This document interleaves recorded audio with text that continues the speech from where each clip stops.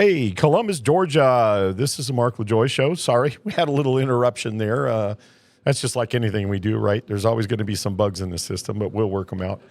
So we want to do a kind of a short broadcast today and talk a little bit about what's going on in this county. The voting thing, wow, I don't even know what to say about all that. I really don't. But I know some of you keyboard warriors out there, you like criticism. Some of the folks went out there and they said, what's next? What's next? What's next? What are you going to do? Run for dog catcher? And,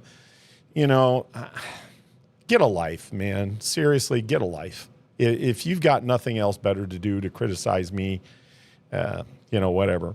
But anyway, introduce my co-host. This is Julia Peirce. She's on with us today, and we'll talk a little bit about this election stuff and everything. Hey. Say hello, Julia. Hey, guys. How are you? All right, great. So I know most of you probably will tune into this after tomorrow. Most people are out for Memorial Day weekend somewhere, celebrating, having cookouts. But, we have to really think about what this day represents. And it just represents all the fallen soldiers. It really does. And it's tough on my heart.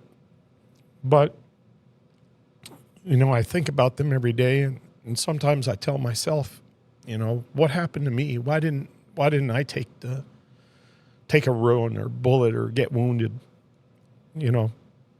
Because some of these guys, they had young families, and it's pretty tough.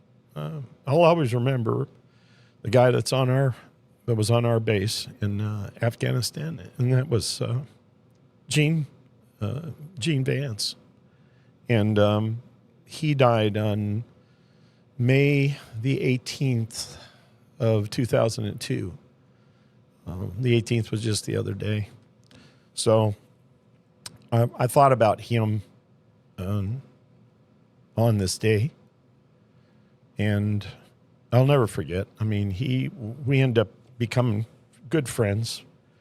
We kind of roomed together. We were next door in the same hooches, if you want to call it what that is. But I knew a little bit about Gene. And he had 2 young kids. And I just told myself that day when he was wounded, why couldn't I put myself in that position instead of him? Because he didn't have a chance to see his kids grow up. I've seen my kids grow up. So just thinking about him. And we need to think about what today really is. Yeah. I mean, it's important to realize what today is. Or tomorrow is, actually, but the reason why we celebrate those things. And to all the veterans, everybody out there and the veteran survivors, the families that have survived, wounded soldiers, I think we remember them, the pain they had to go through. So like I said, I just kind of always wonder myself, why wasn't it me? Why didn't I not take that bullet for somebody other than knowing, that person? And I guess, bullets are non-discriminating. They go wherever they go. Right. We don't know what happened, but so let's just think about then when you're out there cooking those hamburgers and chicken and everything. And I apologize for the breakdown, but I'm really sensitive to veterans issues and veterans, period. That's why we talked about veteran homelessness during the campaign, why I thought it was very important to, we look at trying to get them houses. I just looked at here recently, the Tunnels to Towers has done a fantastic thing. I think it's down in Florida, but they've turned like a whole subdivision into brand new homes. Wow. For disabled veterans. And, they're paid off homes. All they do is when they go on the eligibility list, I guess that's kind of how that works, that they're able to provide themselves with those homes, the Tunnels to Tower program. Yeah. What a fantastic program. And I was hoping as mayor that we could work really close together, doing those kinds of programs. And we still can. But the thing is, with being a mayor, I think you've got the influences, that you got the government behind you and you got the influences, and people are more apt to listen to you because you're in a, whatever position that you're in. So, but we'll still make attempts to do that because I'm always sensitive to veteran issues. I really have. I've got my own interest. I'm 100% disabled, and you might not look like it. You might say, well, I'm you walk fine. You do that. I don't. Seriously, my knees are shot to hell. My back, in 3 places in my back. If you look at it, you go, why are you still walking? And when I get up in the morning, it sounds like Rice Krispies, crunch, crunch, crunch. And it's funny. It's not funny, but it's funny too. Yeah. It is absolutely funny I because. don't mean to laugh at your pain. Yeah, well, yeah. Help me laugh at my pain. But the bottom line is, veterans suffer a lot, man. But we rarely complain about it, and the reason being is we've been taught not to complain. We've been, you'll have to hold it together and be strong. Yeah, we're like hockey players, Yeah. You get on the ice and a puck hits your mouth and knocks all your teeth out, you're back out on the ice. Yeah. You're just out there scraping up your teeth and keeping them on a bunch of ice so that maybe after the game they can put them back into your mouth. But that's the way we are. We're tough. And Charlie Mike is what you Charlie say, Mike, right? And everybody should understand what Charlie Mike means. That's continue mission, right? And after this election, I will Charlie Mike. And, some people are already bothering me about, am I going to support Joanne Cogle? Am I going to support Hugley? I got the news calling me. Look, I don't have any statements. I'm not making any statements. I'm not saying nothing. But I don't know. Honestly, I don't know how we ended up with the 2 worst candidates in the campaign. It just made no sense to me. And, but there's a thing that I seen on, I think it was you that sent it to me, was this posting about the Democratic Party, the way they are so radical and what they're trying to do in this campaign. Yeah, I don't think that was me. That wasn't you. That might have, I don't know. Let me see if I can find that. But that's crazy, man. That's absolutely crazy. And here's the bottom line. The Republican Party, and there's no bones. I voted Republican. I am a Republican, but I ran as a nonpartisan candidate. But the people didn't treat the only group that treated it like that was my party. They treated it as a nonpartisan race. They're like, oh, well, this is, we can't say anything positive about Mr. LaJoye or Cogle, but you sure openly supported her, okay? You surely did that. Members within there, you know who you are. I'm not going to make no bones about this. And I don't want everybody to think that this is a crying session, that I'm a sore loser, as you like to always say. Man, screw that, okay? Go get a life. But the bottom line is there's a lot of changes that's got to happen in the Republican Party, because the Democratic Party, even though we went to the Young Democrats, that was the first debate at Columbus State, right? Yeah. We went there well organized. I'm not complaining about that. It was well organized. It was done what it was done. But in the end, we just wasted our time because they turned around and endorsed the Democrat, who we all know who that is, right? In this race for the mayoral race. It's Isaiah Hugley. Everybody, they supported, and so did the other organizations. They supported. We support. Guess what? We nominate Isaiah Hugley. Woo! Well, that was a surprise, wasn't it? Wayne Hales from the Echo Latino. You're an embarrassment. You're garbage newspaper. You're an embarrassment. And I'm going to tell you that the Davis Broadcasting thing is the where I felt the most uncomfortable. I did. Yeah, I remember you talking about that. Yeah. I mean, I walked in that room, you could feel the tension, 2 white guys up on the stage, 2 whiteys on the stage, and you could look out there and they were like, and, we said something, nobody clapped. Isaiah Hugley, he mentioned something stupid, and everybody goes, oh my God, he's such a love of mine. But he's such a love of mine.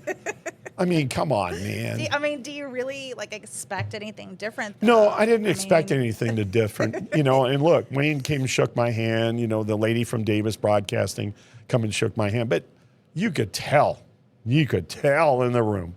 It really could. It was not an inviting debate.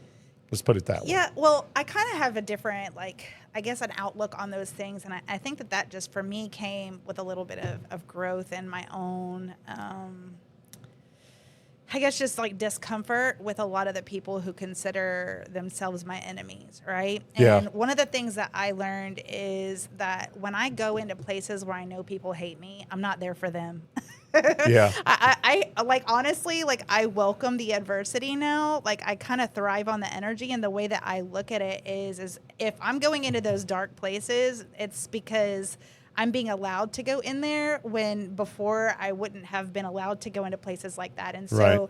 you know, I think about when you went to the Young Democratic Party, you know, that debate or forum, and then you went to the career, or the Eco Latino and the Davis Broadcasting, like, you were among people who considered you as their enemies, right?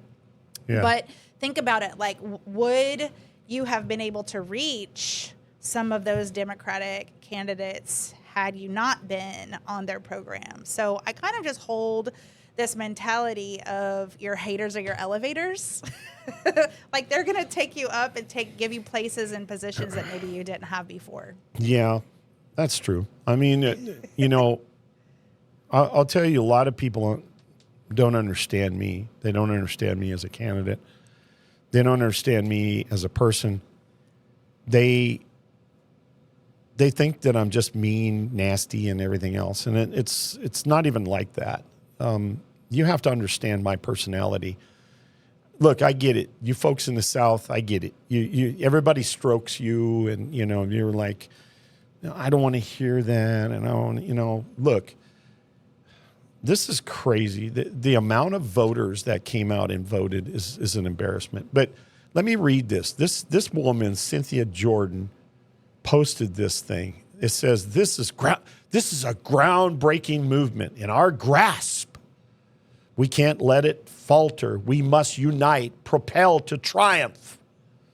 We need each other's strength. We can achieve this. We deserve success. We deserve success.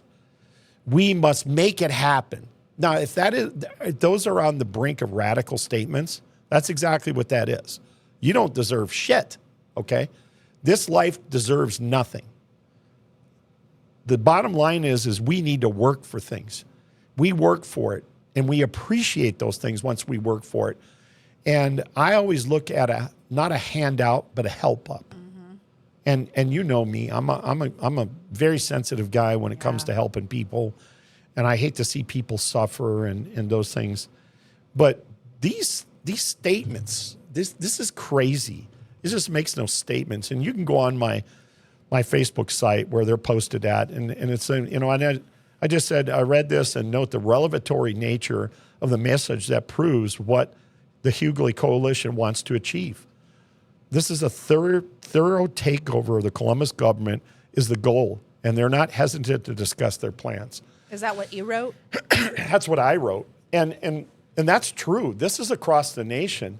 And look at, here is I pulled up all 199 pages of the Democratic autopsy. What is that? This is the thing where the Democratic Party, they did an evaluation right after the election, right? And man, it's pretty damning. You and said then it's how many pages? 199 pages. Wow. Okay, this was done a long time ago, but it was just released the other day. Okay.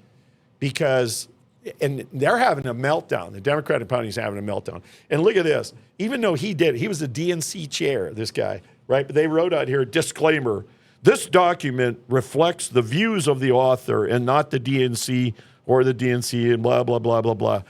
Every page had a documentation like that. Yet this is the guy in the indoors, the inside, that's seen all of the garbage that was going on.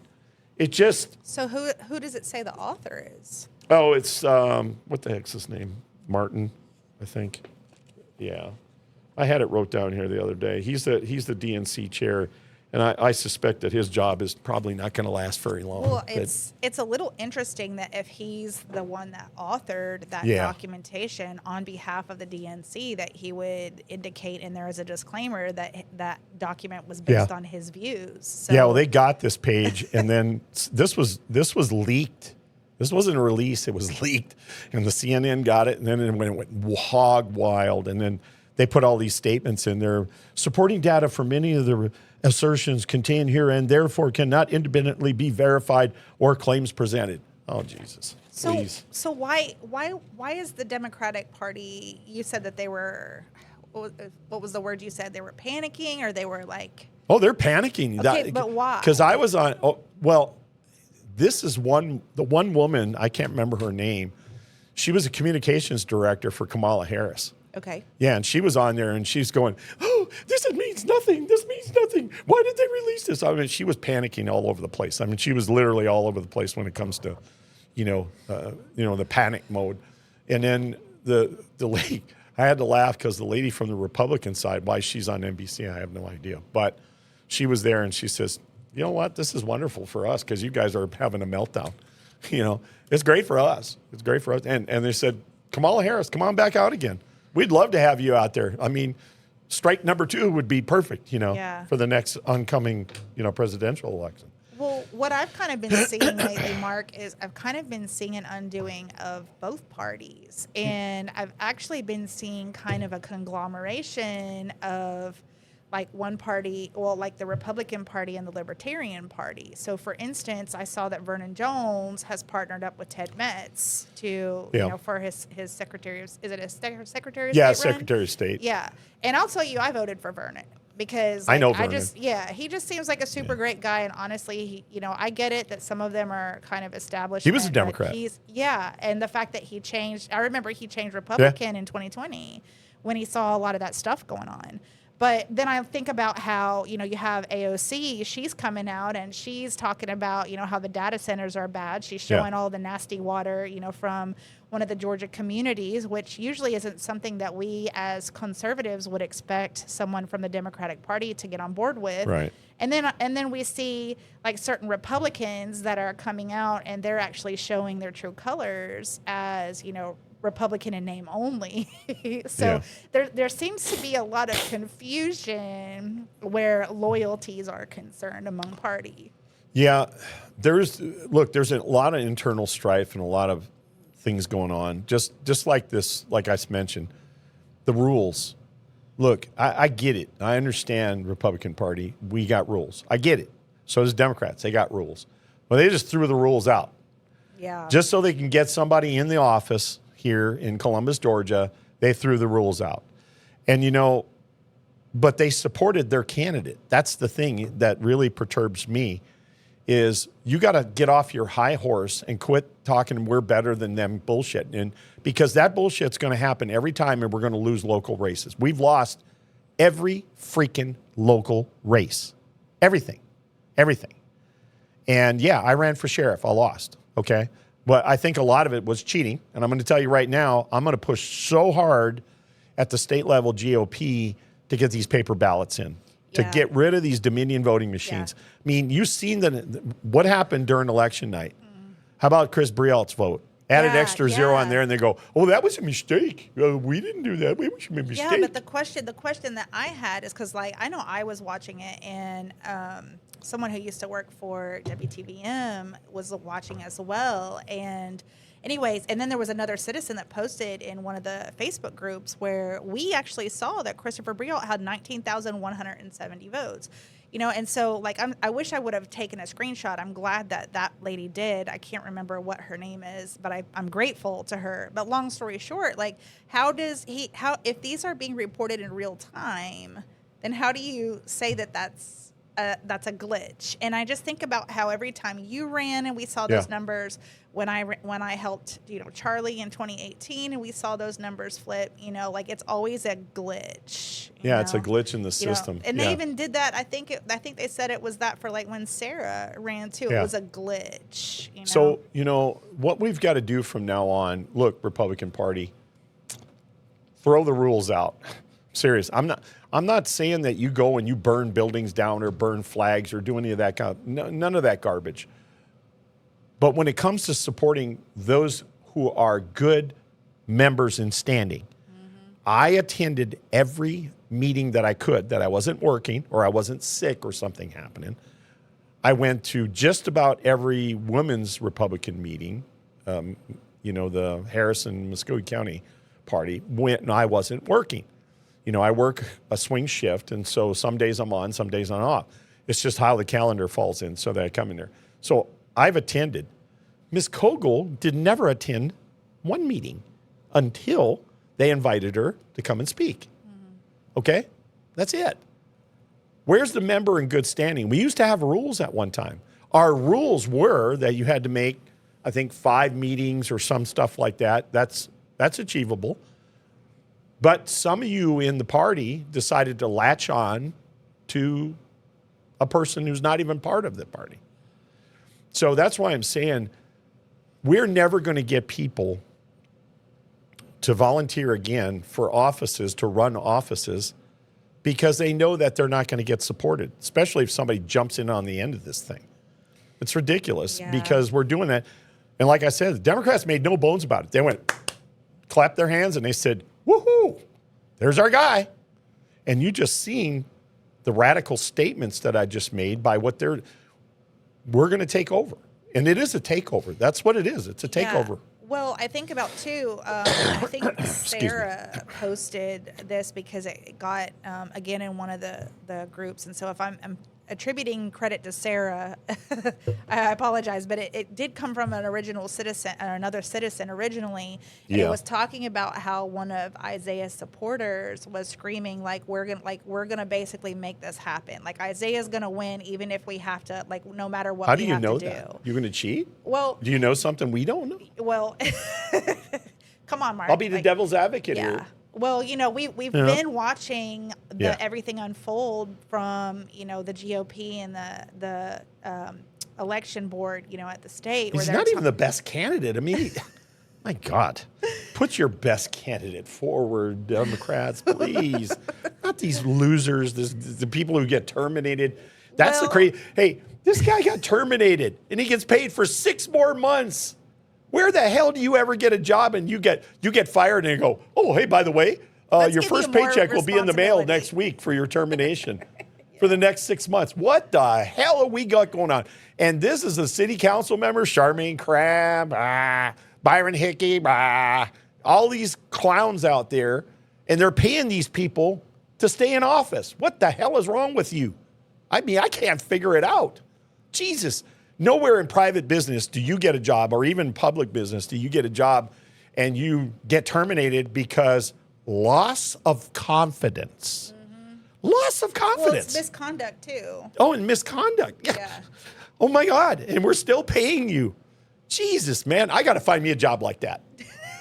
I got to find me a job like that, because he made an announcement, and that's all he was doing was preparing for 6 months before the freaking election was done, Well, I mean, it kind of makes me think about, and I've said this before, okay, so if the people are the actual, as an entire entity, that we are the employer, and the public servants are our employees, why do we continue paying them if they're just going to be lazy on the job, if they're going to steal from us, if they're going to refuse to obey us and follow our policies? And then we hear the same complaint, oh, well, we'll get them out of office in 4 years.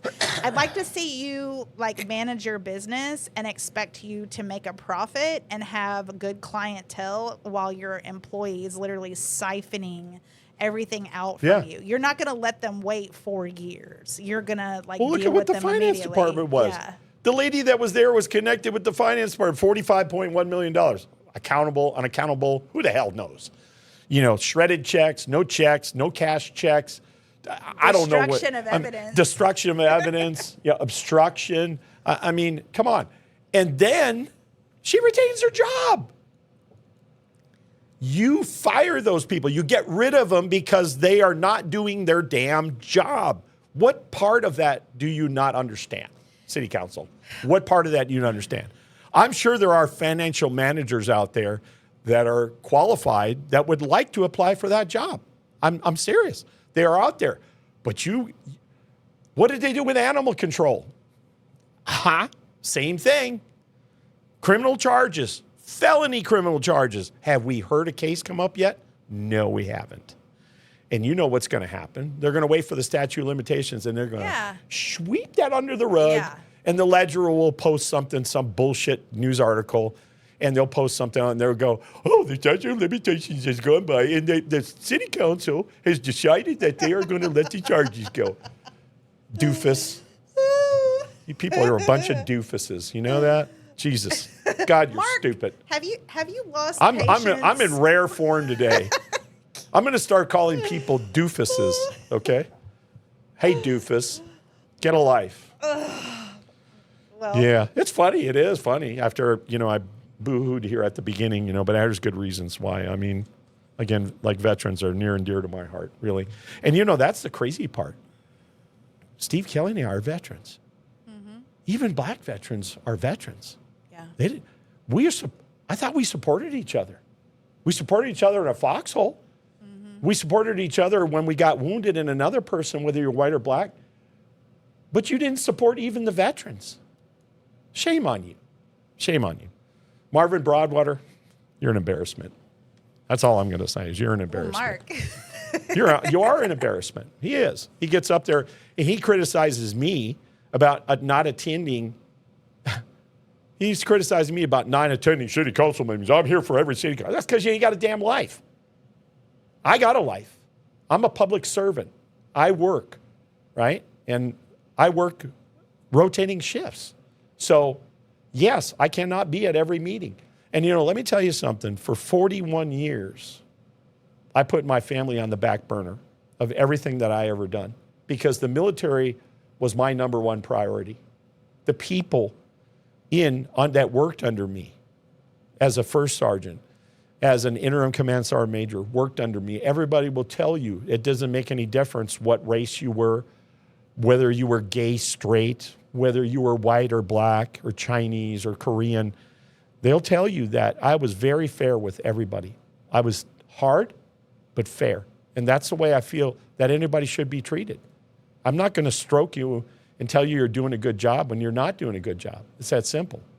That's the way it is. But well, we have a citizen comment here. Okay, great. And so he says, there's a saying about how the winners write the history. When a majority of the voters do not use social media or devices for the internet, they will never see the dark side of their favorites. They only see the news at most, and how that information is presented influences how they perceive it. Winners write the history until everyone gets the information to them from the mass surveillance. So what do you think about that? That's interesting. Yeah, I mean, I think it's a great perception. Yeah, it's a great perception. It's a good concept. Yeah, I agree with him 100%. Well, I think like the thing that I would have to say in, contrast to that, but also in agreement is, even though what he is saying is correct, like, I think about how a lot of times there are people who are trying to put out the truth about these people, even when it comes to like doing it on broadcasting or, doing it through, like advertisements on TV. But a lot of people don't actually hear the information. They see it just as mudslinging. Oh, you're just trying to mudsling. Yeah. And that's the one thing that I think about you, though, Mark, is like you're doing exposure on a lot of these people, whether you're running or not. But I mean, he has a point. Unless it's on the if it's on the internet, there's a lot of people, especially like your elderly community or your, the ones who are up and coming that are about to, be at the age of an election. Yeah. That they're not going to see that. Yeah. Well, the master at mudslinging is Donald Trump. I can't hold a candle to Donald Trump. Yeah, but I mean, he just called. What did he say? That he come up with a new terminology the other day with Democrats, dumbocrats. That's what he called them, dumbo. Yeah. I haven't said that. Okay. And a lot of you people, because your local politics, you're just mudslinging. No, I'm not mudslinging. The bottom line is I'm bringing up shortcomings that you need to understand. Mm-hmm. You need to understand that these are shortcomings. We got a financial department that's a failure, okay? We got people in city government at high levels that are failures. We've got city council members that are failures, okay? Yet you want to call it mudslinging. Oh, you're just mudslinging. Get a life, man. If you can't handle the facts, then get the hell out of politics if you can't handle the facts. That's that simple. And I can't put it any plainer than that. People get on the keyboard warriors, get on there and criticize me like one guy, I posted, I have to laugh. I took something from AI, I plugged it in, and I gave credit. It was AI, and he goes, "Oh, you can't even format that for us?" And I mean, how stupid are you? How dumb are you? I mean, I can't fathom it. Like, oh, you didn't format it. Well, take your lazy ass and format it then. But and then if I post it on there, then people go, "Well, that was AI that you used." Look, can you get a new excuse, please? They're old. They're very old, and they're not working anymore. They don't work on me. Okay, well, let me just say this, and this is something that I've said to you for a while, is that, like, no matter what you do, these people are going to have something to say about you running, because they don't want you in that office. And that at the end of the day... You want to know why? Well, hold on. I think I know what you're going to say, but let me say, because these people actually want to keep things divided. They want to keep it in disorder. They want to keep the power in the government instead of with the people. And they know that if they get people in there like you, or if they were to get someone like, you know, who else just recently ran and didn't get it? Steve Kelly? Well, I mean, yeah, like even him or even Christopher Brialt, like they understand that, okay, these people actually want to do something for the people, and that's not what we want, because we're really not about the people. We want to keep the money in our pockets. Yeah. So no matter what you do, no matter what you say, no matter how you present it, no matter if you're nice, if you're mean, if you're name calling, if you're, you know, sugarcoating it, they're not ever going to be for you. Yeah. And for me, one of the things that I learned is, like, I'm going to continue doing what I'm doing, and if you're not for me, that's fine. I'm not here for you. Yeah. I'm going to stop talking to you, and I'm going to start talking to the people who I know that will support me. Yeah. And so, like, I noticed that you did a lot of that this campaign. Yeah. Like, you were very much about your supporters. You very much talked about what you were going to do on your platform. You know, you didn't do any name calling. Yes, you did call out some shortcomings. You know, there were a couple of times where I think that you addressed Isaiah in a way that was, I don't know what to say, but basically, like, you called him out. And I did call him out during one of the campaign things, because, you know, he was lying. He was lying, absolutely lying about, and that was because of the Sports Authority issue. And we, with your research, we proved that was a big lie. He was there. He was there. And I guess some people, you can probably count that as being, oh, well, that was just one lie. Oh, okay. But on top of many, many, many others, you're there. But, you know, Jason Patterson said something I thought I called him on the phone the other day, and he said, "Let me tell you something, people," and we'll talk about this, about the voting. But if you did not and go out and vote, you got no bitch or complaint. None. None.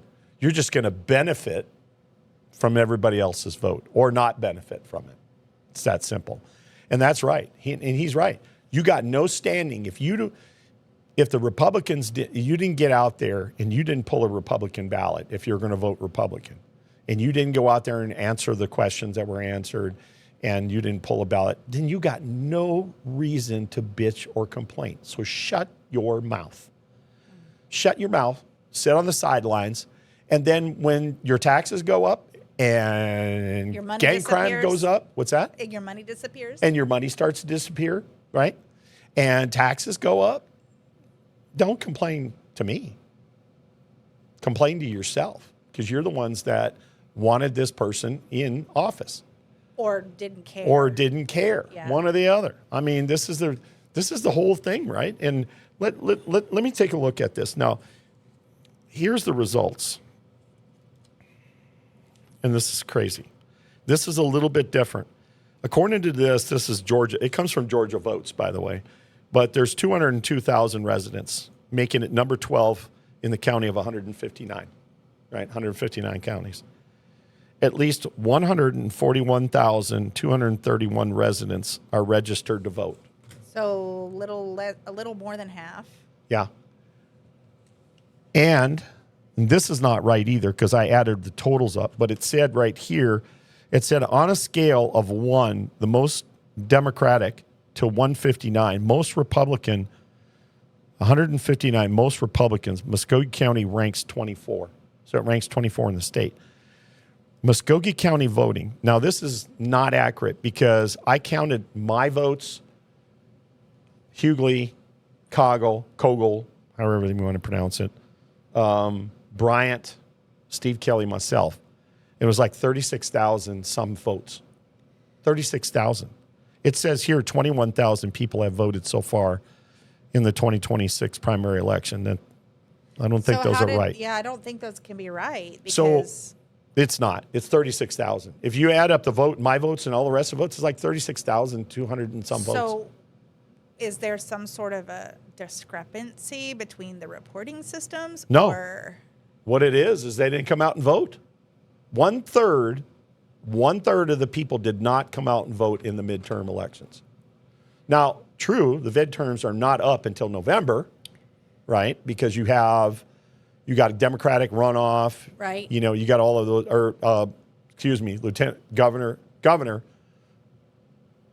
Secretary of Lieutenant State. Governor. You got all those other offices Lieutenant that run Governor. off in November. Yeah. Okay. So it's not over with. But these are the totals from Muskogee County. This is what I was talking about. About 1/3 of the people only came out and voted. 1/3 of that.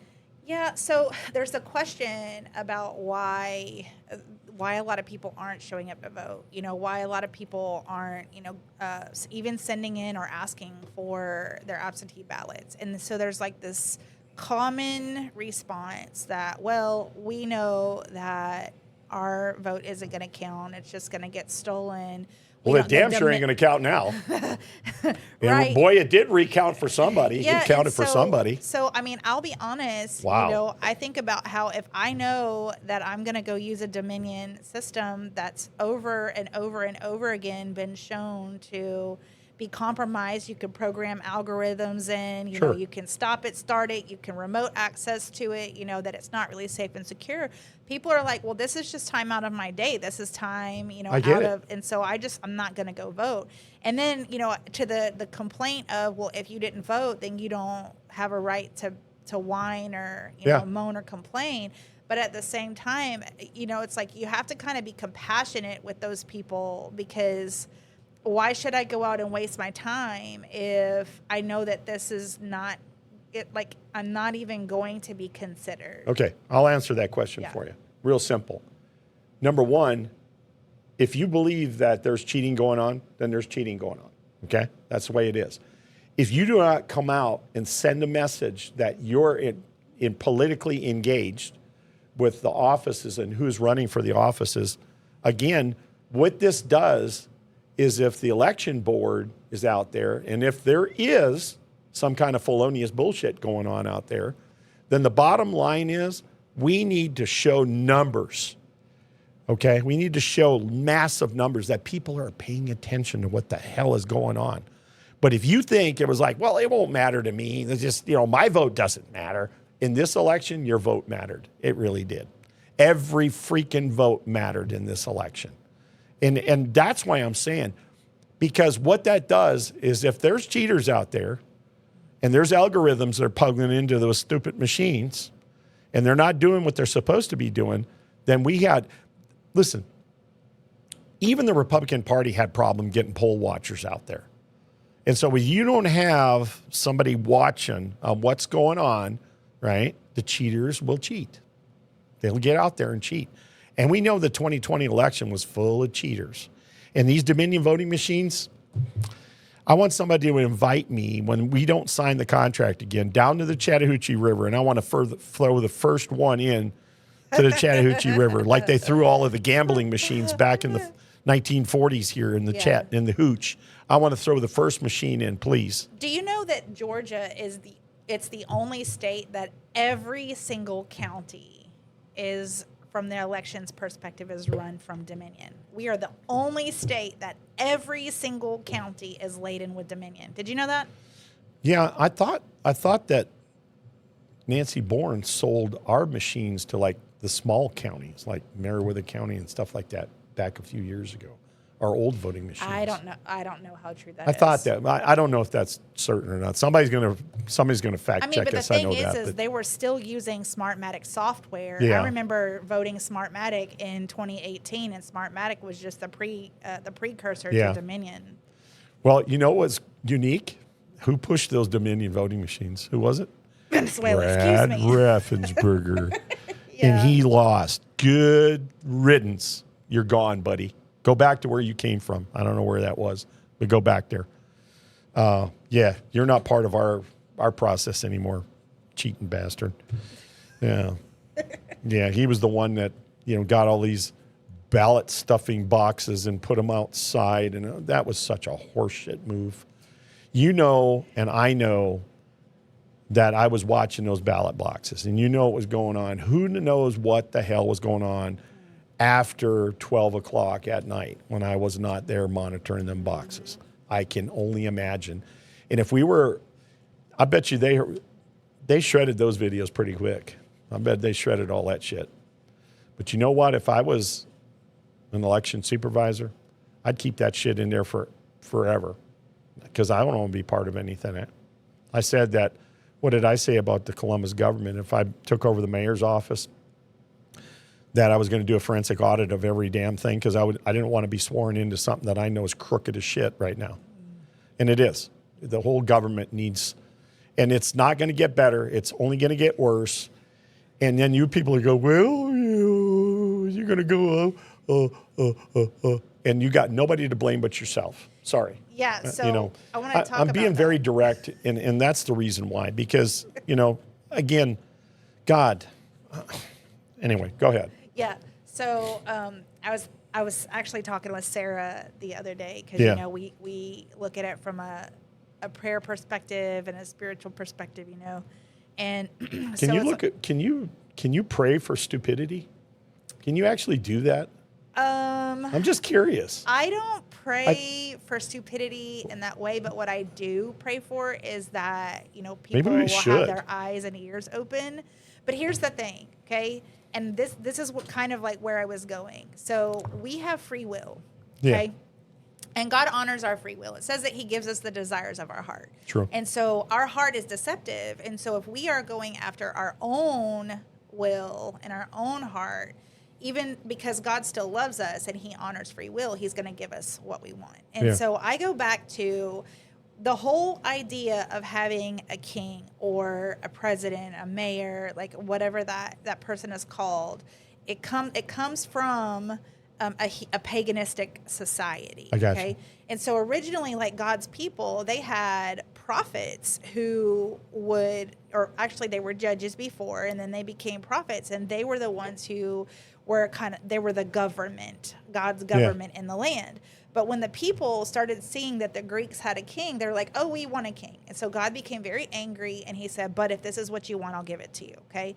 And so the reason I say that is because in Columbus, okay, you have a lot of people, and this goes to what this gentleman just was talking about, how we have a large Christian community in Columbus running for these political offices, And so if you have a lot of people who represent the church, whether they are representing it from a discerned place or an undiscerned place, then God is hearing their prayers. He is hearing the desires of their heart. And I will tell you, we know that there is a large, I'm going to call them Christian, okay? We have a large Christian community that is behind, like, Greg Countryman, and behind, they were behind Freddie Blackman, and they, behind a lot of the black community leaders. And I think that is good, but I also think about how there are a lot of things that, if you have people as a whole in one, like it's a principality, or, like an area that is zoned off to have specific authority, then God is going to give those people what they want. And I know that there are a lot of people who said they did not want Isaiah Hugley, But I stand that there are a lot more people that wanted Isaiah Hugley than did not. Okay. And the Yeah, reason those were I say Democrats. that, well, I think that there were also some people who, just they didn't want some of the other candidates.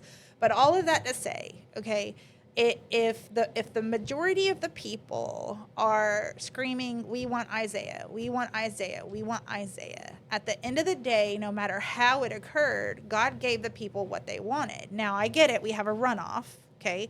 We have a runoff between Isaiah and Joanne. And so a lot of people could look at that, who's the lesser of two evils, like we're going to vote for Joanne because we don't want Isaiah. But why should we have to choose the lesser of two evils, And at the end of the day, what I see is the people who, so I personally believe that Isaiah is going to win. And I'm going to say that because until people will look at the election system, they're going to continue to put in their establishment goon. That's what I say all the time. And so if they're not going to look at the election system, then they're going to make sure that they foster in their choice, okay? Like an area. And so those people that end up voting him in, okay, those people are going to be the ones who end up experiencing whatever Isaiah does or doesn't do, okay? If you're truly a person of God and you know that Isaiah is not your God, then no matter what Isaiah does or doesn't do, you're still going to be protected, especially if God saw your heart and you didn't vote for him. But at the end of the day, I personally feel, and I've felt this for years, even though I've had hope sometimes, when you would run, or even when, like, I saw the other people like Steve Kelly and Chris and Jaketra were, like, these were all very viable candidates. And you lose hope. And I just really and truly believe that unless the election system is looked at in Columbus, that Columbus is going to hell in a handbag. Well, I understand what you're saying. I get it, but people. Some people think that I need to, stroke them. I have to be the Southern guy to stroke them and make them feel good and all that stuff. Where's that God in us, though? Well, yeah, I get that, and I can't fault anybody for that. But they have to understand that God, I'm sure, even Jesus Christ, he spoke the truth, regardless of how popular it was, right? He was executed as a result of it, right? Essentially, it was executed. And that's how I don't, trust me, I'm not perfect like that. There's no way that I'm even close to being perfect like Jesus Christ. But one of the things I do that I have done my life is I always tried to make sure that I tell people the truth, regardless of how painful it is. Mm-hmm. Because if we beat around the bush and we continue to beat around the bush about the truths and the half-truths and the yeses and the nos, I just ain't got time for all that. I just don't.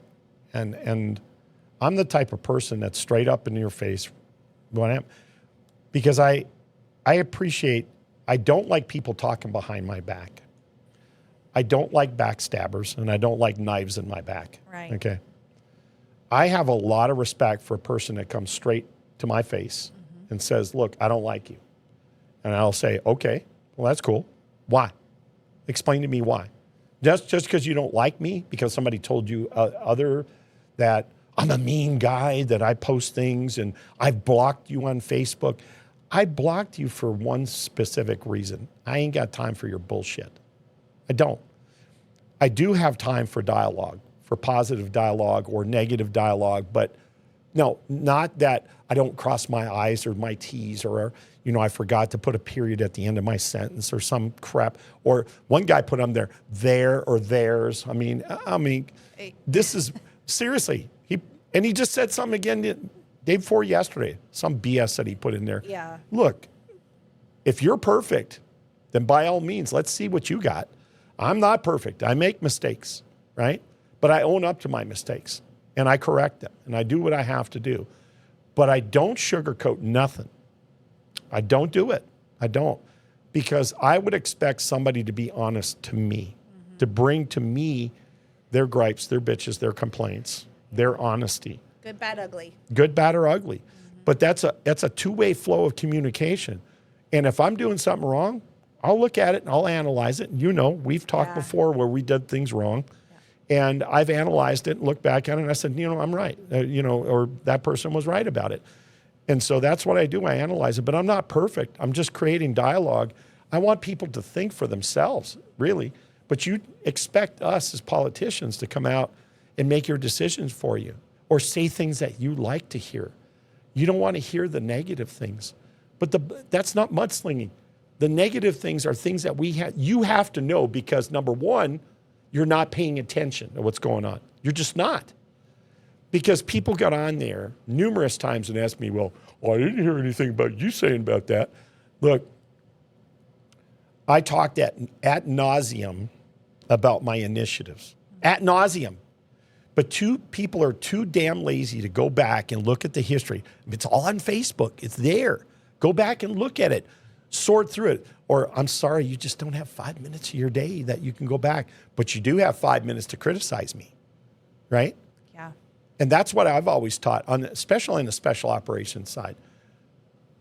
If you know anybody that's in special operations, they are brutally honest. And they will tell you in the heart. They just don't have time to Yeah, well, they don't because they're professionals. Yeah. They've done this.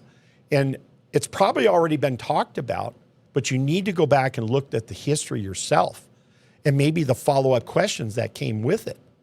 That's what I'm trying to tell you, folks. I have talked about these things ad nauseum. We talk about everything. I just don't We think talk that about people homeless hear. people, housing. Yep. We talked about the finance department. We talked about all the positive and, well, there was no positive things about Isaiah, but negative things that he was connected to. We talked about all the things in that you just didn't pay attention, but you're too damn lazy to go back and do the research. And I'm not going to sit there and rehash things. I ain't got time for it. I just don't have time for it. But if you ask me a question, honestly, it was like, look, I looked for it. I didn't see that answer, or I didn't see that question, or it answered. I'll go back and I'll answer it for you. It's that simple. But to go in and not vote for me just because you want to vote for Joanne Cogle, I mean, come on, man. Seriously. Look, we all know there's not enough horsepower there to put it in 4-wheel drive, okay? It's that simple. It just is not going to happen. She's going to have to pull up her bootstraps, and she's going to have to get her hands, not necessarily wrongly dirty, but she's going to have to get dirty. Her people are going to have to. Well, she's going to trade her tennis shoes for boots with bootstraps. Yeah, because she's kicking against the prick, so to speak.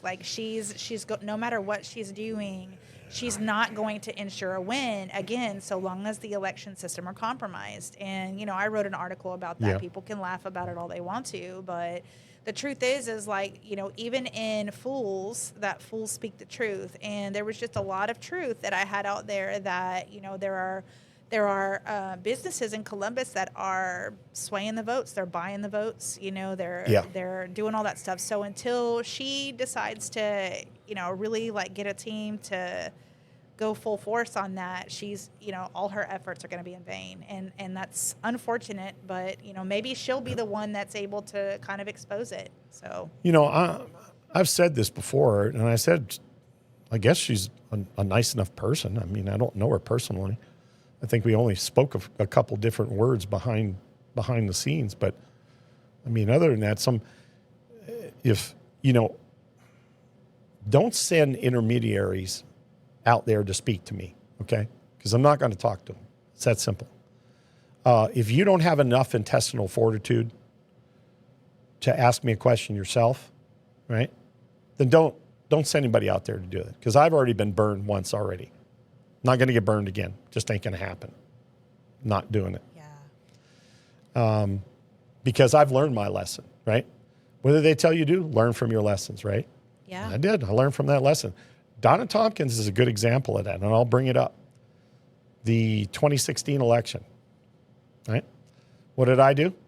I went out there and I endorsed her in a public environment. And I said, look, I want to come back into law enforcement. I said that. I want to come back into law enforcement. And I said, you look like you're the front runner. You're the candidate that's going to win this race. And here's the crazy part. I said, look, I'd love to have a job inside the sheriff's office. Love to have one because I want to go back into law enforcement. But I didn't ask for anything outrageous. I didn't ask to be made a sergeant, a lieutenant, or a commander, or any of that shit. I just said, I'd like to go on the fugitive squad because it's tactical. I'm a tactical guy, you know. Served in the infantry, served in special operations. You know, served in SWAT, you know, with the Columbus Police Department. I like all that dangerous shit, especially jumping out of airplanes. There's nothing more exhilarating when an aircraft going 155 knots and you jump out of that aircraft and you come to a complete stop at 158 knots in the air. It jerks the knot in your ass, literally. I'll leave that to you. Yeah. And, you know, I've jumped and almost been impaled on towers and impaled in, you know, in trees and who knows what the hell. 41 years of that shit. But the bottom line is I asked her for a job. I just asked her that, right? And it was simple. And then I gave her a good amount of time after the election, you know, and I said, time to call. So I did. I called. She didn't call me back. And I said, pay up, sucker. It's time to pay up, right? I'm going to give you, you know, I'd like to have a job. She goes, well, I can't do that. I spoke to my commanders and then lieutenants. I spoke to the mayor and blah, blah, blah, blah. All that horse shit. Instead of just coming and telling me straight out. I would have had a lot more respect if you just come and told me straight out. But you didn't. You beat around the bush, right? And then she told me like this. She said, well, you'd have to go and work in the jail maybe 2 years or for short, and then we could get you out of the jail. That's horseshit because most of the people that were working in the jail at the time were rotting there. They hated it, couldn't stand it. And the day they had enough time to get retirement, they ran out of that door. Yeah. You know, and I didn't ask for anything crazy. I asked for a job right there because, and I'm not trying to think that I'm better than everybody else, but I worked patrol division, right? I worked in the street and I work in the street now, right? At wee hours of the morning, okay? And so I wasn't asking for anything that was outrageous, but it didn't happen. So and I told her, I said, see you in 2020 election. I will see you in the 2020 election. So you're making it kind of sound like that you gave her your endorsement in exchange for a position in the sheriff's office. I did. So did she agree to that?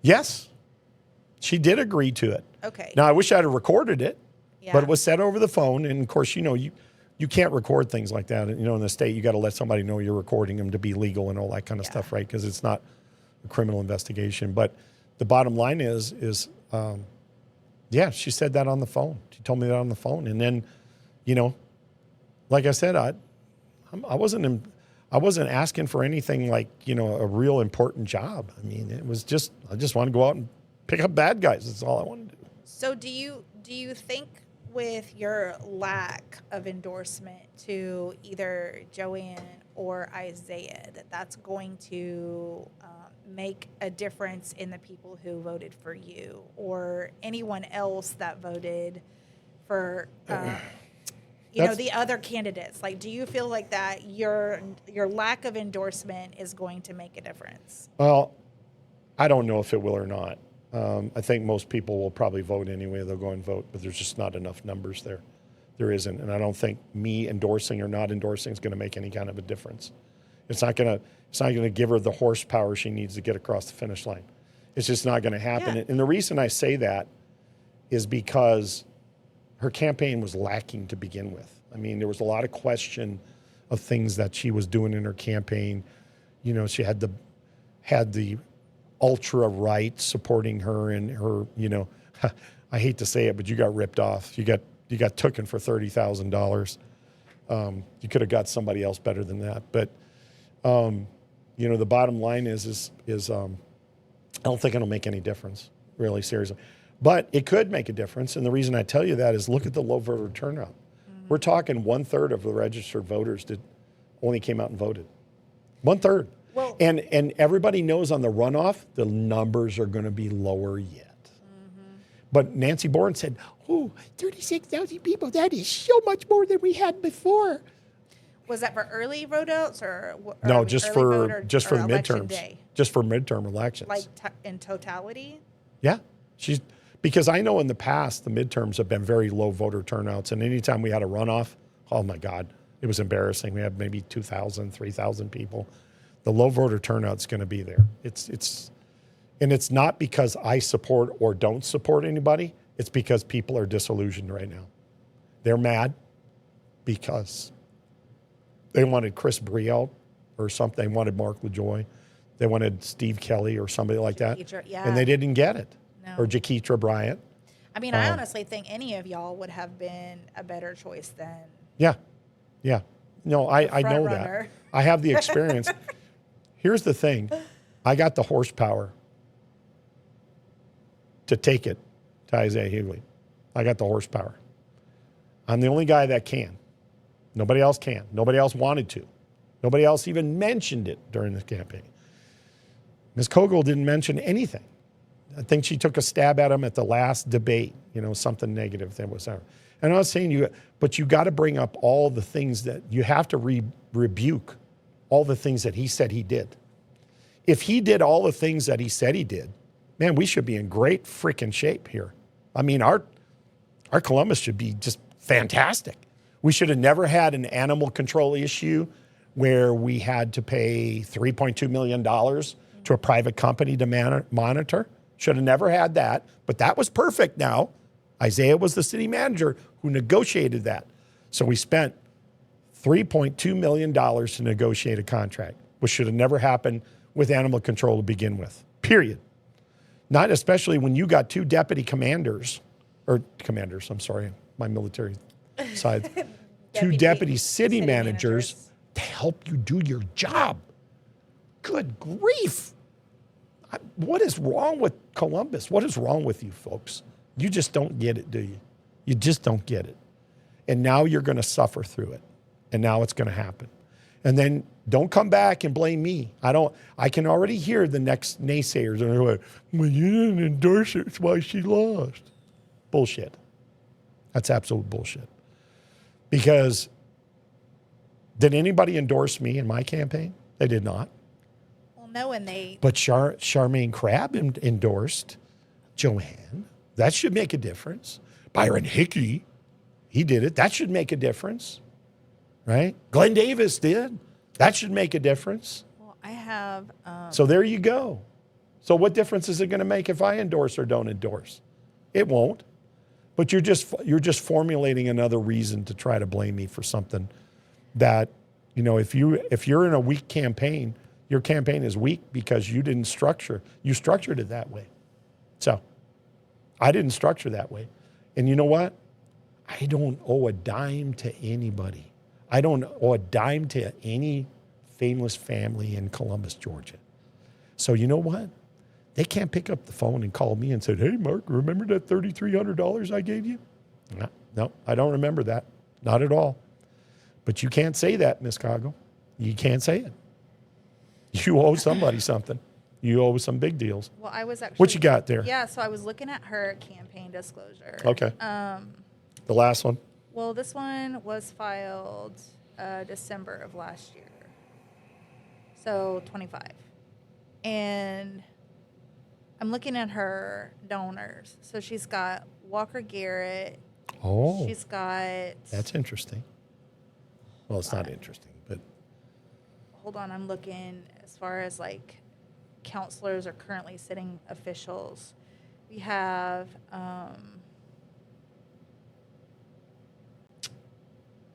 Hold on, I'm looking because there's a couple of pages here. Well, we have John Peasold on there, which he's on a lot of Shocker. these counselors that voted Isaiah. That's a shocker, isn't it? Terminated.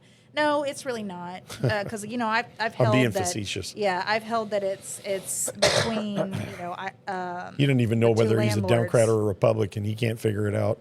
Yeah, so He needs a right L and R on his right hand and left hand.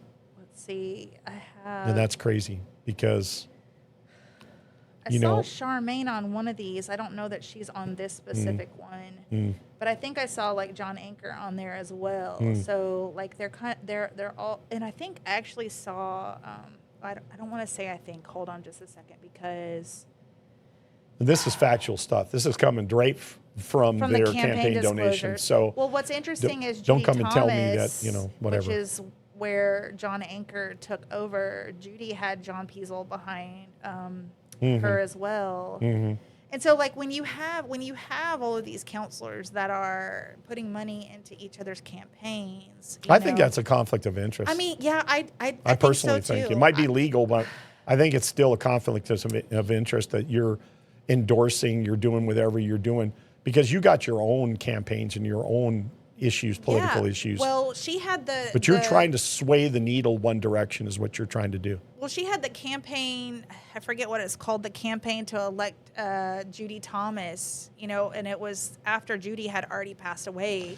Yeah, I'm curious on how that, if somebody can explain that to me, how can Judy Thomas already being gone, passed away, contribute to people's campaign? How does that happen? Well, and I didn't that see legal? that she had a treasurer or, anybody who was managing. So the only way like that I can think of from just a trustee or contractual perspective is, let's say that or is that a gray area?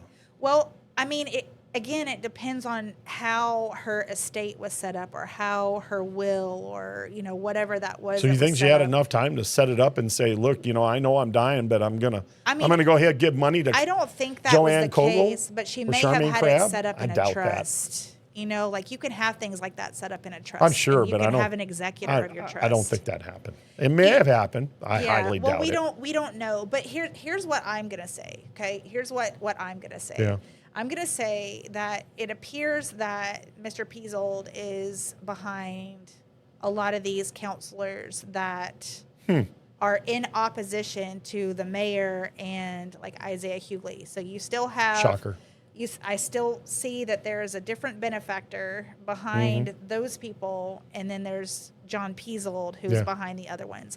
So if Mr. Peasold is vying for power and control in Columbus, then I would like to encourage Mr. Peasold to start looking into the election system. Yeah. This is why your people continue to lose, the ones that you're trying to put in office. John was a state representative and ran as a Republican one time. Well, but he wasn't. I'm going to say this. I knew Jack Peasold. I used to work at the airport, and Mr. Jack was amazing. I used to work with his daughter. I'm sure he is. I have no complaints about him, but no matter who I would talk to, or no matter doesn't he got an endowment at Columbus State University too? I don't know. The only negative thing that I have to say is about John, and a lot of people just hated to have to deal with it. Yeah, well, John posted some pretty disparaging things about me, so. Look at your own house before you start talking about me. I mean, and you ran as a Republican state representative, but you spent 95% of your time on the other side of the aisle, even took pictures with them and everything else. I mean, I seen it. I remember. That's why you only ran one term, because you knew you were going to get voted out of the other one. But the bottom line is this is a, yeah. And back, I think it was before the 2020 election, I think it was back in 2019, we were advocating for the Veterans Hospital up there, the Podeshef Hospital up there, the VA. And I spent a lot of time at Peasold Management with meetings. Okay. And actually, I was able to encourage Tracy Sayers, who's a partner in Peasold Management. Yeah, I actually thought that. Yeah. He's on their campaign disclosures too. I spoke to him, and I said, hey, I would love to get a donation from you, and he said, I'll make that happen. A week goes by, nothing. 2 weeks go by, nothing. I said, okay. So just remember this now, because I still got the email. If you want to say that never happened, I still got the email. After that, I actually called up there and got a hold of him. And I said, Mr. Sayers, I said, still waiting on that check. And he goes, oh, yeah. I just want to let you know we decided to go with John Darr in a different direction. Wonder who decided that. It wasn't on their own. Just remember, John Stacy was working back there, who's a snake in the grass. That guy is, he reminds me of somebody in New York with a trench coat on, flashing everybody or saying, "Hey, I got these watches for sale here." That's seriously. And he calls himself a political consultant. Okay? He used to come to all the meetings, the Republican meetings, come to all of them. And all he was doing was just sizing people up. As a matter of fact, what he told me outside of the veterans place down here that used to be across from Kinetic Credit Union, which is right across the street from here. He walked up to me and he said, "Mark," he said, "let me ask you a question. How come you don't run as a Democrat?" I mean, it was like nothing. He just said that. It was like, why don't you just run? Look, I don't run for a position just to fit a title. I don't do that. I'm not. I ran as a nonpartisan in this race for simple reasons, because I believe in helping the people. I'm not running for a political party just because that's what everybody runs at. That's where the misnomer's at. That's what everybody does. It was like, "Oh, the Democrats, we can't lose Columbus. That's our blue chip city. We can't lose it. We can't lose it." You're fixing to lose it. It's going away. If I have anything to do with it, we're going to bring conservatism back to Columbus, Georgia in folds. It's going to come in buckets. I don't think it's going to come without them seeing the destruction of their own decisions. Well, that's fixing to come too. Yeah. I mean, everything has failed. You can't truly say that this was a nonpartisan election, because it was not. No, By no means was it. No means. Because people wrote on Facebook, wrote about me, and they go, "Well, he was a Republican." Well, tough shit. So I was. But I truly came out as a nonpartisan candidate because I wanted to talk about it. What? Because I criticized Hugley that wasn't doing his job? Because he is a Democrat? That ain't got nothing to do with it. He held the title of nonpartisan in this race. And I attacked the nonpartisan. Everybody in this race was nonpartisan, but everybody made it Democrat. Everybody had to go do this. Well, I think about how, like Jaquitra Bryant, some of her platform initiatives and beliefs were lined way up. out there. Well, they lined up with, the traditional Democratic platform. Exactly. But you didn't have anything to say negatively about Pure her, violence. except for the cure violence thing, But some people, support those things and they don't understand. And I think about like Christopher Brialt. Some of his initiatives were very much aligned with Democratic values. But that's crazy. Like Chris talked about Peyton school buses. Yeah, but I mean, that's what I'm saying. Like, so for people to say that you had an issue with Democrats was not the case. In fact, No. I think that you said in like prior runs, even when you ran for sheriff, you had a large Democratic turnout. I did. Is that right? I had a lot of Democrats that voted for me because they believed the candidate that was there at the time wasn't good for the office. I mean, that was Greg Countryman. He was there. I mean, I'm not criticizing, but it's the bottom line. That's what they told me. Yeah. I mean, so they didn't believe in the person that was there that was running for the office, and that's why they voted for me. I mean, the first time that I ran against Greg Countryman, I had 28,000 votes, which isn't a lot compared to these other races, but I still think there's no way he got 50.1%. It didn't happen. This is where Dominion voting machine jumps in. I'm going to tell you from day one, you can say all day long, "Oh no, it's all fair. It's very fair in the system." Bullshit. I'm going to tell you there are many stories by the poll watchers, especially in 2024 and before that, that's seen all kinds of garbage. And there's no explanation for them, none whatsoever. And then the Republican Party got mad at me because they said, "Sarah, you gave Sarah the password to get into all those notes." No, I didn't. Sarah's a smart person. Yeah. Sarah teaches me stuff Sarah's sometimes. Amazing. Sarah's got magic touch. She touches things and they work. Yeah. Okay?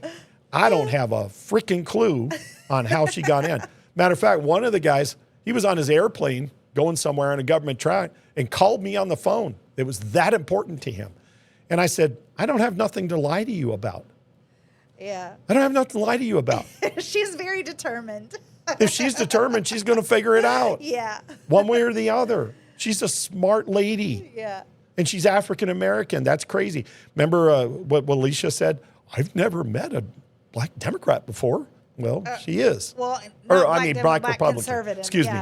I'm so excited about this whole conversation that a black conservative, well, there's a few of them out there. There's actually quite a few of them out there. I look to be at honest Sarah with you. as she just has an intelligent, free thinking mind. Yeah. One of the things that I really love about Sarah is, like she talks from experience, but she also talks from A biblical aspect. wisdom. Yeah. Yeah. And that's one of the things that I love about Can't argue our the Bible. friendship. No, is because like we have covered Columbus in prayer and fasting and Jericho walks, we've God has kind of used us to help balance you out at some points and help you to get where you need to go. But Sarah, man, she even gives me a run for my money at times, and I'm an engineer when it comes to computers, but she's like she knows how to get there.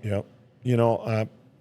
Sarah's been very good, and she didn't, her election got cheated on too. I mean, when she ran for school board, and then her husband just ran, double whammy.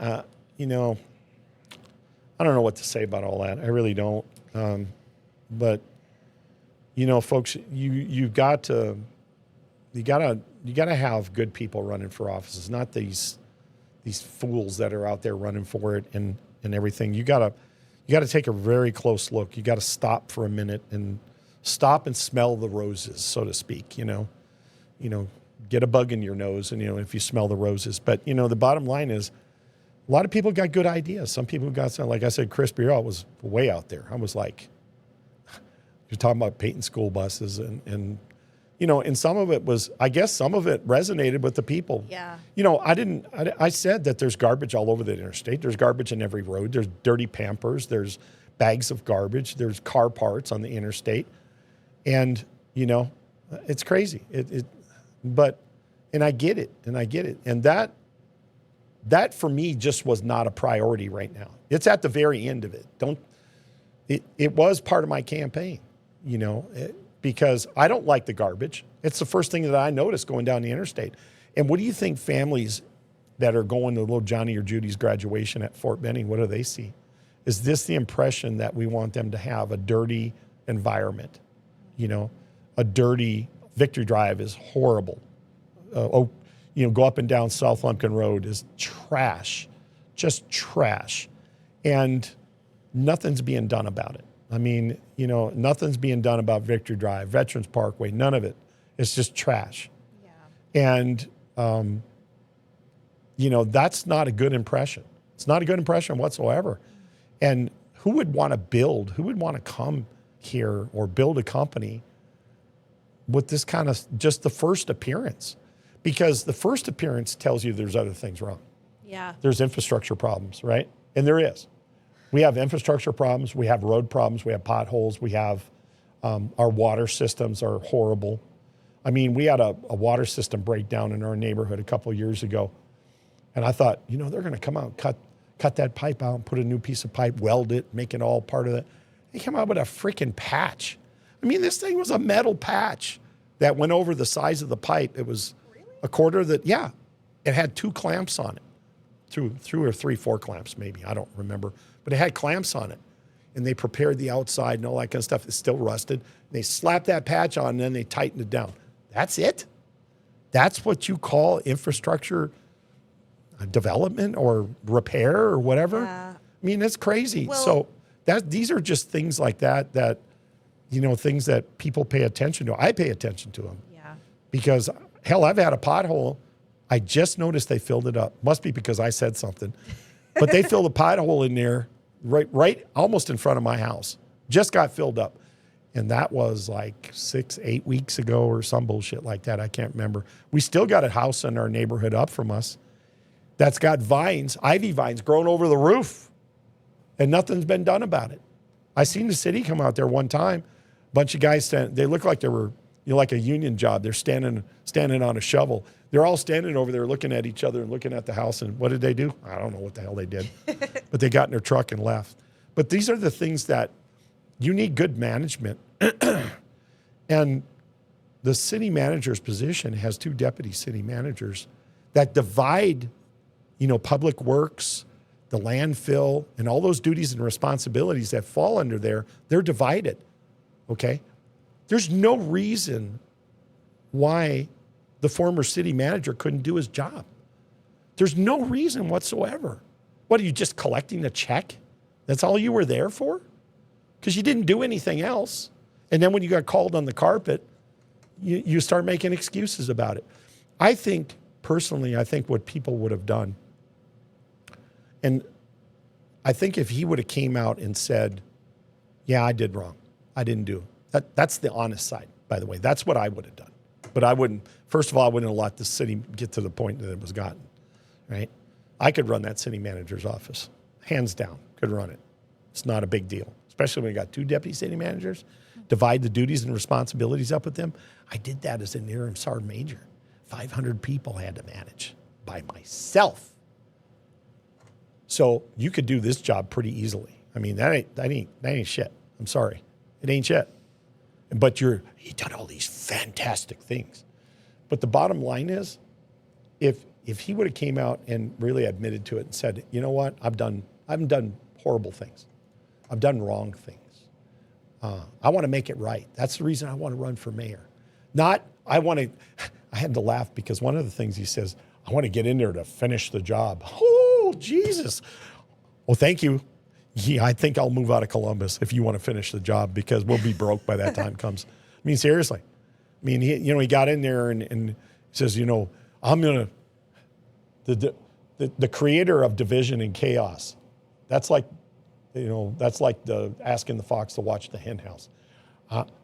I want to cure the people, bring them together and create, the division and chaos. And we want to bring them all together. And it was like, oh my God.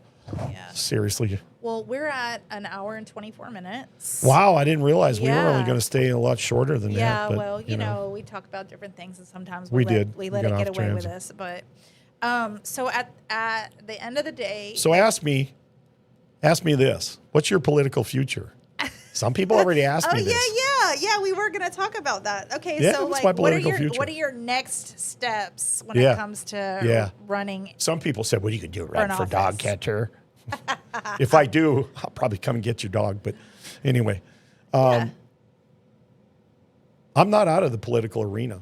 So you got this WTVM, RBL, and the Ledger, and they're like, shh, this is 6 times. So now I ran unsuccessfully. So you can use times, number yeah. 6. You can say 6 times you 5 ran unsuccessful unsuccessfully. sheriffs running, 1 unsuccessful mayor. If you're an unsuccessful sheriff, how the hell are you going to be a good successful, mayor? Yeah, whatever. These clowns you got in these positions, they don't Yeah, so where are you going? Well, I'll tell you what I'm going to do. I'm not running for any local office anymore because this place doesn't want change. They don't want change. They don't want change at all. If they did, you would have made a whole lot of different decisions. The big family names want to retain power here. They want to retain the power. And when I come in there and I start talking about audits and investigations, honesty, transparency, which you don't want, there's no way that I'm going to do this, okay? So you won. However, I'm going to run for a state office. So those of you that sit in state offices that are part of this county, you might want to start looking over your shoulder because I'm going to come start breathing down your neck, all right? I'm going to start doing my homework. I'm going to start investigating. I'm going to start looking at what changes need to be there. But I think, because people have told me this, there was a black lady on here and she said, Mark LaJoye, she says, I appreciate you running. And I believe she was a Hugley voter, if I'm not mistaken. But she may not have been, I don't know. But the bottom line is, she said, I appreciate your candidness and your honesty. And she says, I would hope that you take your talents to another level, go to another job level, And some other people said it too. They said, get out of Columbus, try running for a state office somewhere, I don't know, maybe governor, maybe lieutenant governor, maybe a District 139, maybe District 137. Just saying, Okay. Listen, probably going to go, well, there's no way you can win that. If you can't win Columbus, there's no way you can win that. You're going to see all the defensive things start to come out right now. They're coming out. I'll bet you they're on the phone right now calling like, hey, you know, LaJoye said this about your office. Yeah, I've already looked up all the information. I'm continuing to research things. So the bottom line is you know, I'm made for public service. I really am. And the best part is I'm probably going to retire in about 9-10 months, and I can start drawing my Social Security. I'm going to get out of law enforcement. And because I can dedicate my time more toward a campaign. You know, this past campaign, I had a lot of people that wanted to help, but I didn't want to encroach on people's lives. I really don't. That's not who I am. So that's why I didn't accept a lot of donations. That's why there's a lot of things that I didn't do.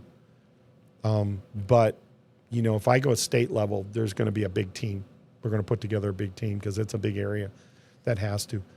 But one of the things I found out about here is if you're running as a Republican somewhere or on a conservative ticket, is that all you got to do is just win a certain percentage here, and then you win from the other counties that you're in, right? That's the reason why everybody comes here, and they don't care. They know they can't carry Columbus. They're not going to do it. But if they get 5,000 votes from here, 20,000 votes from another one, 10 from the other one, they're going to win. They're going to carry it on, you see? Because when you got a strong campaign, you can do that, right? So, yeah, we're gonna look at the state level offices is what we're going to look at. Because just remember, Georgia's, I think, is going to split up these districts, especially Sanford Bishop's district. That is huge. Yeah, that's a real taboo topic. It's a taboo topic, but they tried before. But I think with the Virginia case that just came down, right? The Louisiana case and Virginia case. Yeah. Louisiana case came down. That's those counties, like 2, and I think 1, if I'm not mistaken, or if it's 2, you got 3 up north. That's a small one, right? But you got 2, and you got 1. They are freaking huge. And seriously, they could divide, and those of you legislators out there, maybe something you start looking at, they need to divide 2 up and create 2 more congressional. Look at Atlanta. You got all kinds of state representatives and senators up in there. Yeah. It's ridiculous. Now you can argue the point that there's more of a population up there and they're all that. But just remember, or the second largest, right, in Georgia now, right? But yes, yeah. But here's what they did on their, you know, they're talking about gerrymandering and how they're fixing that. But the bottom line is they based it on race. They didn't base it on how many people that were there, right? So, like, what did they take from the black demographics? Yeah. Like the population of the black yeah. demographic communities? Yeah. And you can't do that. It's unconstitutional. The Supreme Court just ruled on it. Said you can't do that. You can't base it on just race. Yeah, but what about the areas? Because, like, I know that, like, a lot of the suburbs, and I know, like, a lot of the different places in Atlanta, they are majority of the black community. So could you say that, like, that it's unconstitutional to do that if, in fact, the majority of that population is black? Well, you got to base it on all the factors. They based it purely on the fact that it was based on race. They're like, well, you know, we got 20,000 more black people here, and you have to decide this. You know, it's like, no. You have to take all the demographic factors that are in there. You got the population, the race of the population, how many people are there. You know, there's all kinds of factors involved in it. But of course, the Democrats are going to come across and say, well, it's gerrymandering. You're fixing it based on, you know, you just want to add more, you know, Republican sections or to the district. And it's like, but it's not fair. It's not fair, and it's not represented well for second district to have Sanford Bishop have that district that big. Now, if the southern population of Muskogee County from that area, if it's more African Americans that's in that area, and then you push it down to Albany and those areas that are there, I can see that. I can see that because I think either the northern half of Albany and around that area is predominantly African American. That should be the strength of his district. But I can remember when Sanford Bishop, when I was the director of operations down at a military school in Blakely, he would send his henchmen down there, his workers, every Friday to come and see, what can we do for you? Is there anything we can do for you? Get the hell out. We don't need your help. We're self-sustaining. But he goes down there and he hands out money to all these Republican farmers. He hands out money, and that's why they keep voting for him. That's why they keep. You need to understand, vote what your political party is, not because one senator or congressman is handing you more money in your pocket. Yeah, it's loyalty. And I guess I can understand that being important. But, there are some people, there's one lady I know, she's African American, and she went to Sanford Bishop and asked him for help. And he goes, I can't do that because your situation involves the military. And the military was like, what? You're representing he said something the people. about like he'd lose his job or something like that if he advocated for her. But you're supposed to represent your constituents. Yeah. Not an entity, whether it's military or whether it's private business or whatever it is. Have you forgot who the hell you're representing? Yeah. Obviously you have. So again, going back to what I said, I apologize for my throat, but I'm just coming off of some really nasty cold that I had. And I've unfortunately got to go back to work tomorrow, even though I'm not 100%. But this is kind of where we're at. My political career is not over with. But, I keep telling everybody Abraham Lincoln ran 8 times. And, I'm still at 6. So I got a couple more to go to beat him. Got a couple more. But as long as I'm healthy, listen, folks, I served this country for over 41 years in the military. And I support and defend the Constitution of the United States. I support whatever you want to say, your radicalism and all that other kind of stuff, because that's what I don't represent that, but I represent our constitutional rights. And you have a right to say what you want. You don't have a right to burn down buildings. You don't have a right to steal. You don't have a right to do any of those things. You do have a right to go to jail if we catch you. So there are protections for that also. You got your First Amendment, you got Second, Third, and Fourth Amendments. You've got all of it, and I believe that 100%. I've taken an oath many times, both as a law enforcement officer and took it as a soldier. And as long as I am a U.S. citizen, I'll run for any damn office I want to please. Yeah. I'll run for dog catcher. I'll run for librarian. Coroner. Yeah, none of your jobs are safe, by the way. And I'll run for whatever I want. You can't tell me what to run for. I have the freedom of doing anything that I want to do. It's that simple. Yeah, but you did say that you weren't going to run for a Columbus position. No, right? I'm done with that. That. The only way that I would run for a Columbus position is if the party came to me and said, man, we ain't got nobody else, and we're supporting you 100%. We're backing you 100%. Yeah. Back behind you. That's the only way I would do that. Yeah. You get what you deserve. Whatever's here locally, you get what you deserve. Once you finally start making decisions on who you're going to support and who you're going to get the hell out of office, then you'll figure it out. Yeah. You'll figure it out. Yeah. But at that point, no, my mind's made up. Yeah. My mind's made up. But I am going to vote for I am going to go for a state office. So Look over your shoulder, because I'm coming. I'm coming. And people, I know that they're on the phone right now. I know they're calling. They're going, LaJoye just said he's going to run for a state level office. It's going to circulate quick. It's going to be all around the place. So, yeah, I'm going to do it. And the thing is I'm a public servant. I believe in serving the public. I believe in helping people. Because that's where the power lies. The power lies in the people. And if I can help the people, that's what I want to try to do. So, it's nothing about, some person wrote the other day, I said, well, now what are you going to do in your retirement? I'm not retired yet, by the way. So, but that's what I'm going to do. I'm running for public office. Yeah. How do you like that? You like it or not? I don't care. I really don't care. But this is This is what it is, man. You know, we got to have good people in government. We have horrible people in government. Absolutely atrocious. They don't care about the people. They don't give a shit about the people. I believe in the people. I believe wholeheartedly. And like I said, at the end of the day, it doesn't say Democrat or Republican above your doorway. So I said that as a nonpartisan candidate for mayor. Yet you choose a partisan candidate for mayor is what you did, right? So, you know, God bless you. You got to live with your bad decision. It's that simple. You know, and sometimes that's what it takes. That's what it takes. It takes you kind of being broken. Yeah. Yeah. Maybe if you get a black eye and a broken fingernail, you might start thinking twice about, you know, going with a qualified candidate, you know, somebody that really supports your ideals or somebody is behind it. But yeah, but we'll see. Yeah. The future is bright and it's moving forward. And yeah, I'm not no sore loser.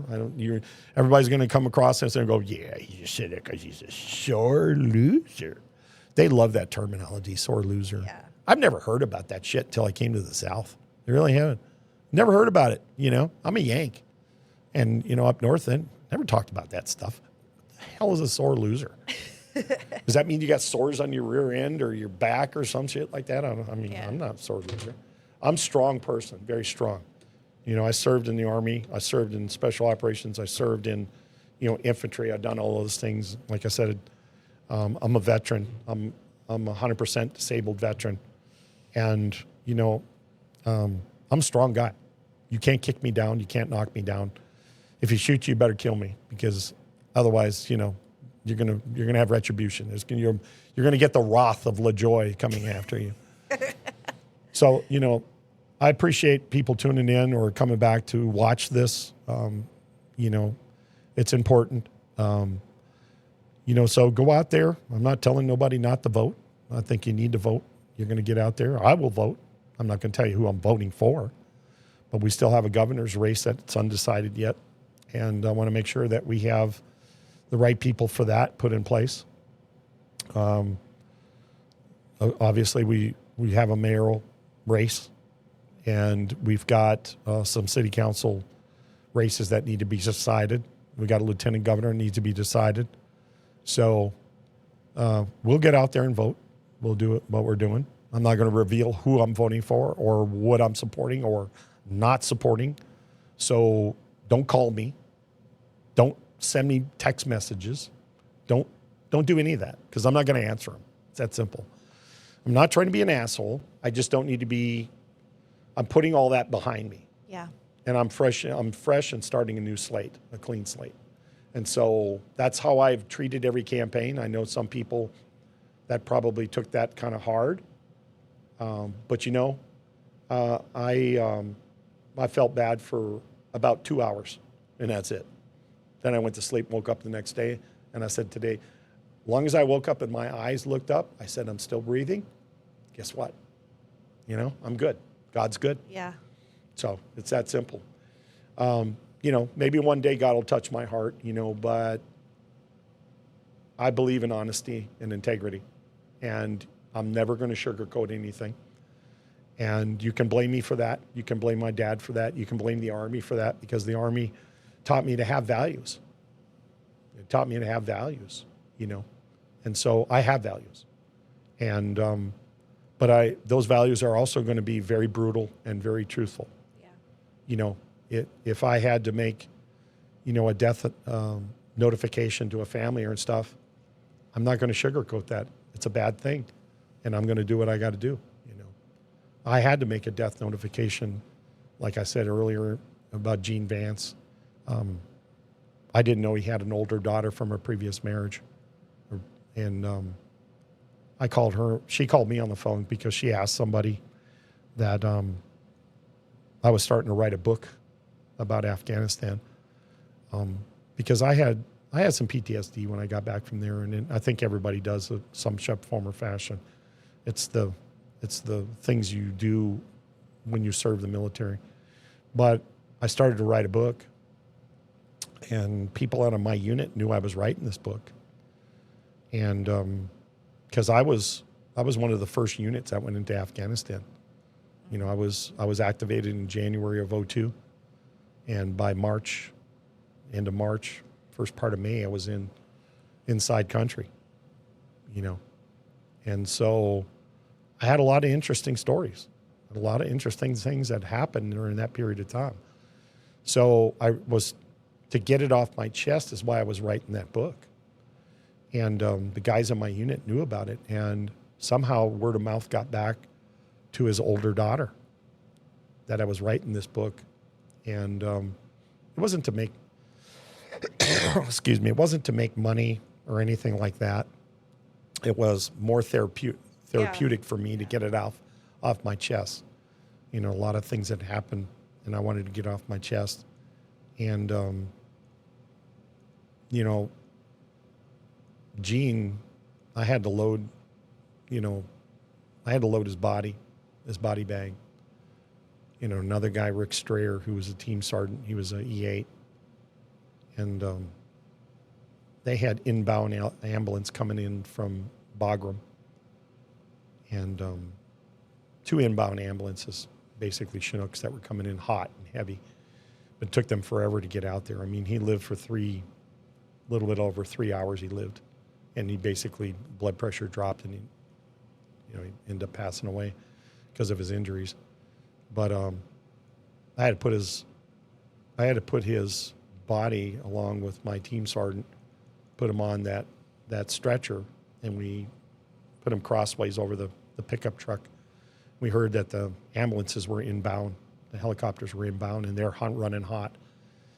And he'd already died, and they landed, and, dust everywhere, and we're holding on to the stretcher there. And the brigade medic, this is a special operations command, he come running in there and he goes, "Hey, get me in this vehicle and let's get on up there." And told him, said, "Doc, he died. He's right here. He's on the back of our truck." And he just, I think he was in shock more than anything because he was like, we gotta go. And I said, "Doc, he's dead. Yeah. He's dead. It's that simple." So we drove him up to the helicopter. We loaded we set down the stretcher next to the helicopter, and we picked him up and loaded him on the helicopter. And then they flew away. That was the end of it. So my not captain, but the company commander was Major Muggio, a little short Italian guy. And he had, you could tell when we came back with the truck from the airfield that he was wiped out. I mean, it was an ambush. We got our team got hammered in an ambush. Muggio just had his hands in his head, and it was tough. It was tough for everybody losing the first guy, and so I told Muggio, I said, "I'll tell you what I'm going to do." I said, "I'll be right back in 1 second." Well, we had already made a stop in Cuba before we advanced over the ocean, or not Cuba, in Canada, in Gander, Newfoundland. And I had walked into the smoke shop there, and I don't smoke, but I bought Cuban cigars, bought a whole bunch of them. And I had me a little booze with me, a little spot of booze. Doc Butler, you did a wonderful job, man. Doc would smuggle, his wife would send him care packages, and they would put them in Listerine bottles and all that other shit that we'd send in. It was so funny. But Doc, therapeutically, we'd stop at his hooch every day, and he'd go, and he had ice. He had a refrigerator, and he had a generator on the refrigerator. And he would freeze ice bottle or water bottles, and we would chip it out, little booze there and here. That was more therapy than anything, with Doc. He was a great doc. And his daughter, by the way, she was a cheerleader, professional for football. I don't remember if it was Tampa Bay Bucks or what it was, but she was that. But anyway, yeah. But I know I'm running a little long, but it's important that I talk about this. But so we loaded him up, and then the next day when I woke up, Mr. Major Muggio said, I gave him a cigar, And I gave him a little spot of liquor, and he goes, man, that was wonderful. Where the hell did you get that? I said, don't ask questions, sir. Okay. Don't ask questions. I get these things, right? I get it. And so the next day, I didn't realize it, but the next day when I woke up, we were wiped out, absolutely wiped out. And there was another Afghan soldier that was wounded too in the leg, and they shipped him back off. But I got up, and I was, stretching. I had long hair, and I was throwing my long hair back and trying to put it in a ponytail. And I looked. Something told me to look to my left, and the stretcher that was there was the same stretcher that I loaded his body up on. Somehow it got put in front of my little hooch, and my footprint was in his blood that had soaked through the body bag into the into the stretcher. Wow. And I didn't realize that. And the reason I stepped in is because we set it next to the helicopter, and we were trying to leverage his body into the helicopter. And I stepped in it. My footprint was there. Oh, wow. And the blood was so thick on there that it got on my boots too. And I still have a pair of boots, and I still have a spot on them, So that vision was a powerful vision. And that's what the book was going to be written about, was that would have been the front cover on the book, And then I got this call from his daughter later down the line. And she asked me about her dad, and I said, well, your dad was a brave man. He obviously took a bullet for our country. And he was a brave man. He was part of 19th Group. I think he was out of Kentucky, if I'm not mistaken, the Kentucky unit that was there. And she asked me, what are you going to do? What are you doing with the book? And, what's going to happen with the proceeds of money? And I didn't want to earn no money at all. I didn't want to earn nothing from it. Again, this was a therapy thing for me. And I just said, if I donate it, it'll be to the Special Operations Warrior Fund, And apparently she got pregnant or something, had a child too, and she was trying to put herself through school. I didn't know that aspect of her life or his life, knew nothing about it. And so it was a pretty powerful thing to try to get, them to talk about this and what was going on.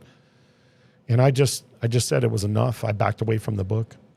I backed away from writing the book because it had such a powerful message and everything else behind it. So maybe one day we'll finish it. I don't know. Maybe when I decide that, politics is not for me, but, and it still obviously affects everybody. It affected everybody in our unit. And I'm sure that everybody still remembers what happened that day. I do. I don't forget. And I want everybody else to remember that there are people out there. The reason why we're having a Memorial Day is to recognize those folks that were wounded and things that had happened to them. So I'm sorry about that. I know I ran a little long. That helped me get that off my chest. That was therapeutic. It is what it is. And so anything you want to cover down on? No, Okay, I'm good. Great. So folks, thanks for tuning in. Again, you can go back and watch this in the entirety of this program somewhere down the line if you want. If you have any questions, please pose the questions. Remember to get out, look when your voting is going to happen. I believe there is early voting that's going to happen with this runoff election. And then there will be an election day just like it was with the last one. It's like June 16th, I think. Is it 16th? Is that Tuesday? It's always going to be a Super Tuesday, whatever that Tuesday is. It'll definitely be there. But exercise your constitutional rights, go out and vote. But those of you that did not vote in this election, that were registered voters, I don't have much to say to you. I really don't. You could have been a deciding factor whether you could have had a good candidate for mayor or a horrible candidate. And then obviously you decided to have a horrible candidate. So you got to live with your decision. But it is what it is. All right, so let's carry this out. Again, I always ask you you're a good prayer person, and carry this broadcast out with a prayer, if you would. Sure. So, Father, I just thank you so much just for the opportunity to have this platform. Thank you for blessing Mark so that we could have the devices and the technology and the access. We thank you for... we just thank you for our sponsors, Lord. We thank you, Father God, just for the access. And Lord, as we go into tomorrow, as we celebrate Memorial Day, Lord, let us be mindful and thankful for the warriors that they gave their lives, Lord, to uphold our freedoms, Lord. We ask that you would be with their families. We thank you, Lord, that you do not see that their efforts were in vain, Lord. We ask, Lord, that there would just be reward, that there would be reminders and redemption, Lord, that you would hear the voice of their blood crying out to you for redemption, for vengeance, Lord, for vindication, God, for justice. And Lord, we just thank you so much for what you're doing in Columbus, Lord, whatever that looks like, whether that is unto righteousness or whether that is unto judgment or justice, Lord. Only you are the one who knows really what is going to happen and what takes place. So, Lord, we just thank you. We thank you for the weekend, Lord. We thank you for what the upcoming week holds. Give us all peace and joy and rest, Lord. Help us to support one another, Lord, and we just bless your name. And it's through your Son, Jesus Christ, that we pray. Amen. Amen. Folks, you have a good rest of your weekend. Again, think of those fallen tomorrow on that special day. And just, while you're doing those cookouts, just remember a few seconds about somebody you may have known that was fallen in battle. And think about them and their families. Pray for them. And that's what we're... So thank you for tuning in the Mark LaJoye program. And have a good rest of your weekend, whatever's left in it. And God bless. God bless our troops. God bless the USA. Bye.